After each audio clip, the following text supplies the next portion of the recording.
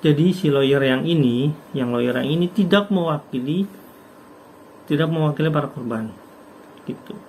Setahu saya dia tidak mewakili para korban, dia cuma numpang tenar di kasus Yusuf Mansur. Sementara si lawyer ini udah otomatis karena tidak mewakili para korban datang ke Yusuf Mansur, ya fine aja, nggak masalah gitu. Yusuf Mansurnya juga nggak masalah karena tidak mewakili korban gitu. Kalau ketemu ya santai aja karena nggak mewakili korban kok, nggak punya kuasa gitu.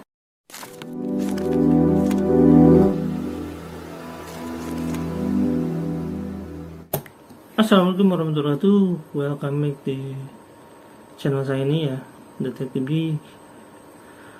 Kali ini saya mau bahas tentang lawyer yang emang saya nggak tahu kepentingannya apa.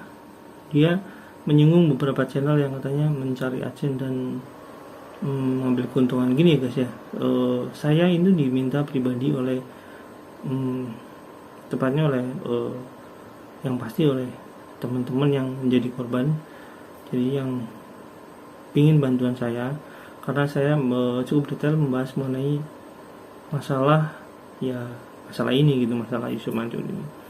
Jadi perlu ditegaskan bahwasanya saya itu ngambil keuntungan di Google AdSense itu bukan seperti itu maksudnya gitu, bukan tujuan untuk itu, tapi saya benar-benar real untuk membantu ibu-ibu yang menjadi korban di sini gitu.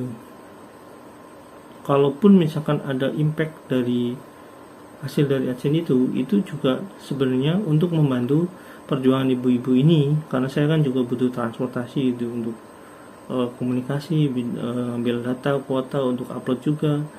Dan itu cuma sebagai konsekuensi aja, walaupun saya sebenarnya siap untuk mengeluarkan uang yang lebih karena saya udah bilang ibu-ibu saya tidak dibayar untuk membantu ini gitu, sama sekali tidak dibayar. Dan saya juga udah bilang Pak Darso kalau misalkan butuh analisa keuangan atau analisa hukum, saya siap membantu gitu, dan nggak perlu mikirin saya dibayar karena saya juga nggak minta bayaran. Kalau misalkan ada yang ngasih bukan dari korban ya, dalam artian ada yang ngasih, misalkan ada yang nyumbang dari orang yang punya uang untuk membantu, misalkan kayak serta berani membantu gitu, saya sih nggak masalah itu karena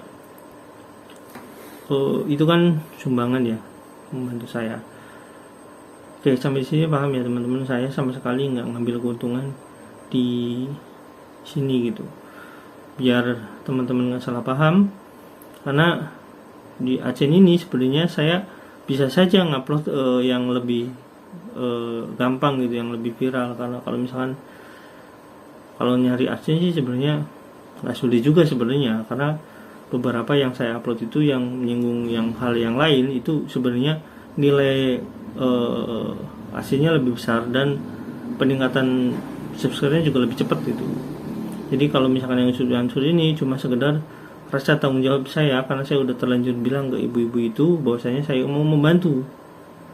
Nah cuma ada sebuah channel yang katanya lawyer itu, yang katanya pengacara, dia nyinggung-nyinggung, nggak munafik masalah ini, katanya dia mau berhenti, katanya dia Yusuf Mansur itu punya pesantren besar, rumahnya kecil sederhana, bla bla bla bla, intinya kayak gitu. Dan para channel-channel yang upload di sini cuma ngambil keuntungan kayak gitu, intinya nyindir bahwasanya dia nggak ngambil keuntungan kayak gitu.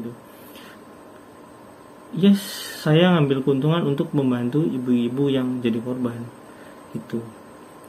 Karena nanti kalau misalkan saya ke Jakarta misalkan, atau saya membantu olah data, ngebantu ngumpulin data, ngebantu menjadi membuka posko, ngumpulin data, saya membuat jadi saya nanti membuat berkas perkara awal yang akan saya kumpulkan dari ibu-ibu ini yang nanti masuk ke saya, yang masuk ke aduan saya, dan nanti berkas perkara saya kumpulkan dan diserahkan ke Pak Darso, dan saya pasti nanti ikut membantu. Dan karena yang membiayai nggak ada, otomatis teman-teman viewer ini yang nonton ini ikut membantu ibu-ibu ini secara tidak langsung gitu. Karena AdSense-nya nggak terlalu besar, sama sekali nggak, kalau misalkan dipakai untuk ini sama sekali mungkin nggak cukup gitu. Cuma sangat membantu gitu, sangat membantu teman-teman yang ikut komentar positif. Kalau yang komentar negatif diserang buzzer kayak gitu, itu ya nggak masalah buat saya, fine aja, nggak ngaruh gitu. Yang jelas saya tetap melaksanakan kegiatan ini dengan sepenuh hati saya ikut cuma membantu gitu. Soal siapa yang benar siapa yang salah, yang saya tahu ibu-ibu ini punya bukti, tinggal Yusuf Mansur bisa membuktikan nggak kalau misalkan ibu-ibu ini bersalah itu. Oke teman-teman, jadi si channel ini kayak semacam membela Yusuf Mansur kayak gitu lah. Oke, itu nggak masalah, terserah dia, hak dia, walaupun dia katanya nanti mau netral mau apa, tapi nanti saya akan kasih tahu gitu hal yang sebenarnya urgent sekali, yang penting sekali, bahwasanya ngapain sih gitu orang ini gitu. Oke, saya akan bacakan komentarnya aja ya. Kalau videonya kalian bisa tonton sendiri. Ada beberapa komentar yang cukup ya lucu juga sih, cukup lucu. Nah, ini saya bacakan ya langsung ya. Pertama, udah main bareng pokoknya aman. Ini maksudnya udah main bareng ke pengacara itu ya. Udah main bareng pokoknya aman dah, cuan-cuan. Udah beda ngomongnya, mandah dompet. Nah, emang dari channel yang pertama itu judulnya sama yang ini kontras sekali gitu. Jadi yang pertama itu kayak ngegoreng Yusuf Mansur benar-benar gitu.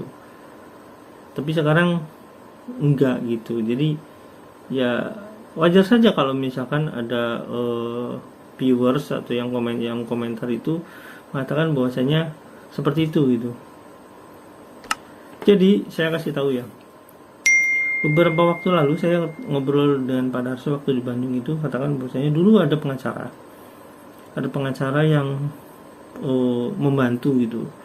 Tapi setelah ngopi dengan Yusuf Mansur, tiba-tiba pengacara itu udah nggak membantu lagi gitu. Saya nggak tahu maksudnya apa, dan Pak Darso juga bingung kenapa udah nggak mau ngebantu lagi gitu.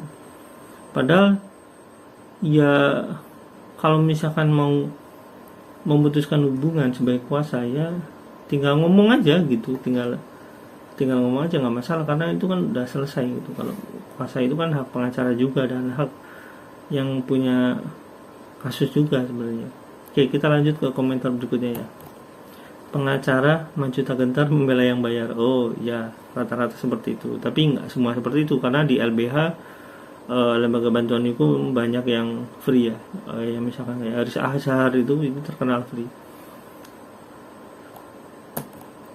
Mudah saja, bila itu tak benar, kenapa UYM tidak menuntut Pak Darso ke hukum pencemaran nama baik? Orang biasa saja akan melakukan itu, apalagi sekelas UYM. Mikir ya, ya harusnya seperti itu. Dan ternyata yang dilaporkan kepolisian Pak Darso itu Undang-Undang ITE yang ngambil portal berita dari Katra gitu. Itu kan aneh ya. Tapi yang lain datanya nggak dilaporkan, karena Pak Darso punya data bahwa Yusuf Mansur yang dengan Moya Vidi itu terlibat gitu. Paham ya di sini ya? Ada datanya, ada filenya, ada fotonya, ada surat perjanjiannya. Jadi Yusuf Mansur nggak bisa untuk melaporkan itu karena emang filenya emang benar adanya gitu. Oke, kita lanjut ya. Kalau yang namanya lawyer pasti mewakili klien, artinya memihak.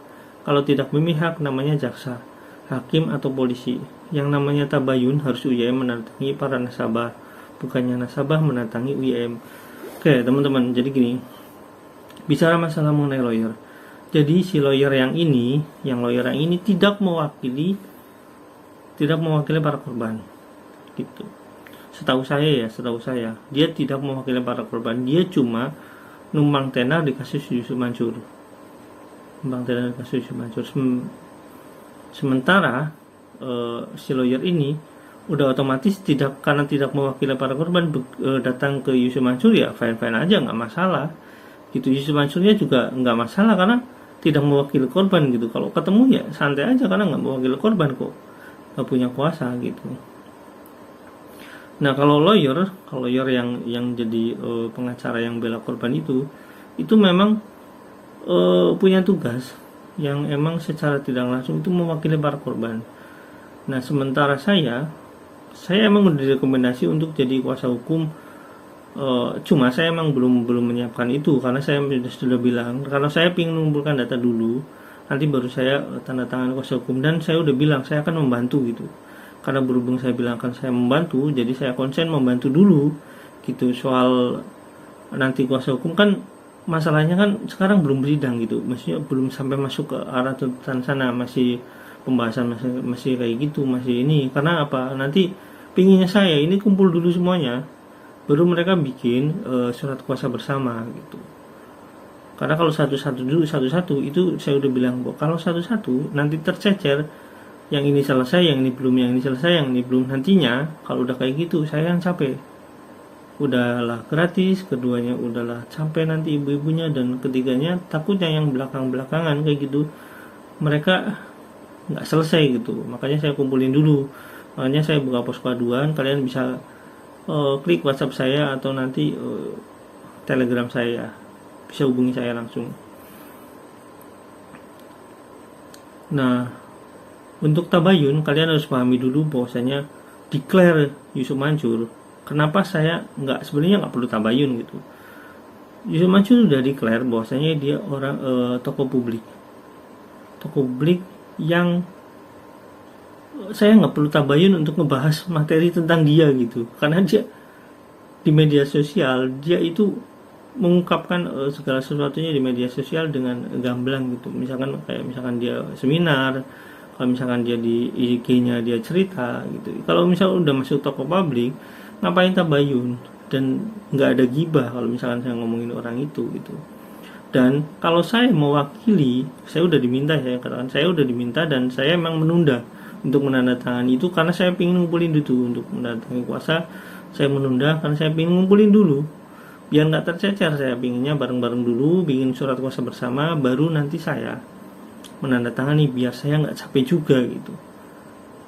Dan teman-teman yang di Jakarta yang emang sekarang udah menandatangani itu emang kasusnya belum semuanya, jadi ya udah ya maju-maju dulu lah gitu. Tapi kalau saya pinginnya bareng semuanya, saya udah bilang pada Darso, saya pingin bikin berkas perkara awal, nanti semuanya udah ngumpul gitu.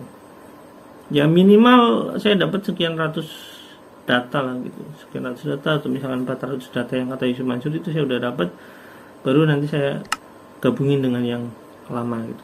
Makanya teman-teman yang ngerasa menjadi korban, kalian bisa hubungi saya, nanti ya kita bicara ngobrol, atau misalkan kalian mau zoom dengan saya, silahkan konfirmasi saja. Jadi udah jelas ya kesimpulannya bahwa dia lawyer bukan sebagai tidak mewakili korban, karena dia lawyer cuma digelar di pengacara bahwa menyatakan dia lawyer, tapi dia tidak mewakili korban. Keduanya yang tabayun itu harusnya memang UYM menantangi korban, bener enggaknya. Karena apa? Karena korban melalui pengacara yang kemarin itu udah somasi dan nggak dijawab. Oke, kita lanjut ya. Di pengacara ini juga ngobrol ya, nggak jelas gitu, nggak ketemu poin pentingnya. Buat posko bagaimana orang dia nggak mewakili korban. Patron kok nggak ditanyain kabarnya sekarang, jadi beli Indonesia nggak, tabayun nggak, ada video live nya nggak jelas, klarifikasi nggak jelas ya, karena memang dia itu nggak tabayun, nggak klarifikasi, karena nggak divideokan, cuma nggak jelas juga niat klarifikasinya apa. Dia cuma memuja-muja bahwa pesantrennya besar lah, terus orang yang sederhana atau apalah, intinya nothing, nggak ada apa-apa gitu. Tabayunnya sama korban-korbannya bukan sama YouTuber, ya bener itu. Kalau yang pengacara lawyer itu emang YouTuber, tidak mewakili korban. Harusnya pengacara itu bilang dulu ke korban gitu, kalau misalkan dia itu mau tabayun sama Yusuf Mansur gitu. Jadi nggak ada fungsinya dia tabayun dengan Yusuf Mansur. Kalau misalkan dia nuduh apapun ke Yusuf Mansur, itu nggak ada fungsinya sama sekali gitu. Kalau misalkan udah nuduh terus ketemu Yusuf Mansur, nggak ada fungsinya sama sekali ke korban, nggak ada impactnya, nggak ada gunanya sama sekali gitu. Jadi dia emang benar murni YouTuber yang emang tidak memberikan impact terhadap korban gitu. Oke, kita lanjut ya. Mana tabayun wawancaranya, kok ngomong sendiri kemana-mana, data atau klarifikasinya dari UYM. Ya emang pengacara itu memang ngomong sendiri gitu, cuma ada fotonya aja dengan UYM. Ya saya nggak tahu ngomong apa, karena dia juga nggak menjelaskan tentang apa. Dia cuma bilang katanya YM mengakui sebagian, tapi sebagian tidak. Sebagian yang mana dan sebagian tidaknya yang mana gitu kan nggak jelas. Dia juga nggak ngomong juga. Oke, kita lanjut ya. Terlihat benar ya, terlihat benar berat sebelahnya. Setelah ngopi ngeteh atau apapun namanya. Baiklah, jika ingin adil tabayunlah. Ini typo kali tulisannya. Yang terlibat langsung atau sampean mediasi mereka, wassalam. Ya tentu saja dia nggak bisa mediasi karena dia nggak mewakili korban. Dia tidak menghubungi korban secara langsung, dan dia juga waktu di Bandung juga nggak ada. Saya tahu persis nggak ada, karena di situ ada beberapa korban yang datang, dia nggak ada, nggak mewakili. Karena di Bandung itu saya ada, saya sentral dari pagi, saya udah standby dari paling awal malah. Saya lanjut lagi ya. Gimana kalau Sabtu besok para korban pada ngumpul-ngumpul di depan pesantren Darul Quran di Ketapang, Tangerang, difasilitasi abang ini? Ya, bagaimana fasilitasi? Menghubungi juga enggak, bagaimana memfasilitasi? Oke, kita lanjut ya. Sampean dibuatkan buku lagi sebagai pembohong, kan luar biasa. Sampai dibuatkan buku lagi sebagai pembohong, kan luar biasa. Itu bila fitnah bisa dapat duit banyak bila dituntut, tapi kan nggak berani kan Yusuf Mansur. YM ya. Ya emang ya seperti itulah, nggak berani. Karena yang omongan tahun lalu yang katanya menuntut, karena buktinya nggak ada gitu. Ada lagi ini poinnya ini dari saya Bani Kocan ya. Poinnya apa bosku? Poinnya aja. Ini Mas, cerita pertemuan Anda dengan YM nggak ada poinnya. Kenapa? Ini lagi ada tag bank ya. Kenapa nggak sekalian maju baju realnya, nggak pura-pura lagi? Maksudnya mungkin ganti baju realnya, mungkin jadi pengacara Yusuf Mansur aja sekalian gitu. Tabayun sama Anda berani. Kalau dia merasa tidak bersalah, YM tabayun dong dengan korban. JN Batubara itu yang Jabal Nur Batubara, dan Pak Buspo takut berarti kemungkinan besar dia memang melakukan sama Anda. YM langsung kasih bla bla bla ya. Amit-amit Ustaz. Oh udah. Anda ingin ngomong apa, muter-muter nggak jelas, itu maksudnya ke pengacaranya. Anda ingin ngomong apa, muter-muter nggak jelas ke pengacaranya ya. Kok cuma ngalor ngidul nggak jelas, ya bosen. Ya, seperti itu. Bicara hukum apa promo Mansur? Nah kan ada yang sentil gitu kan, bicara hukum atau promo Mansur. Makanya menurut saya ini ya kalian bisa lihat, tonton sendiri ya. Saya nggak mau nge-link ke YouTube dia gitu, ke channel dia, karena emang nggak ada gunanya gitu. Oke, sampai sini aja teman-teman. Ini komentarnya seperti itu kurang lebih, dan penontonnya juga nggak banyak, juga subscribe-nya juga belum banyak. Saya tahu kalau saya nggak ngejar subscriber itu emang bukan pekerjaan saya murni di YouTube ini, karena kan saya ya punya program banyak yang bisa saya kerjakan. Saya bisa mengerjakan banyak hal itu. Ya sampai di sini. Jangan lupa nanti teman-teman yang mau butuh yang menjadi korban, atau misalkan Anda yang punya pengalaman dengan YM ini kalian bisa hubungi di nomor WhatsApp saya yang ada di bawah itu, dan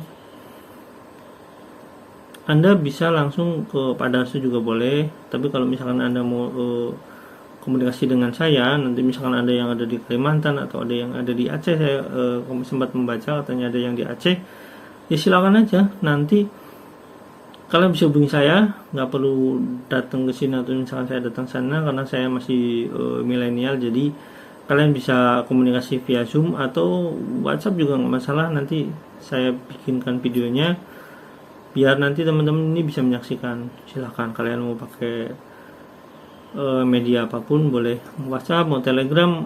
Kalau Telegram nggak bisa video call ya, mungkin ya WhatsApp atau Zoom. Oke, terima kasih. Jangan lupa like, subscribe, dan komen. Jangan lupa juga share. kita nantikan video selanjutnya ya, karena saya akan compare beberapa video yang bisa menjadi bahan-bahan bukti bahwasanya ibu-ibu ini nggak bersalah gitu. Atau yang di JN itu, JN yang Jabal Nur itu emang nggak bersalah gitu. Ya, terima kasih, jangan lupa like, subscribe, komen, dan share. Wassalamualaikum warahmatullahi wabarakatuh. Bye.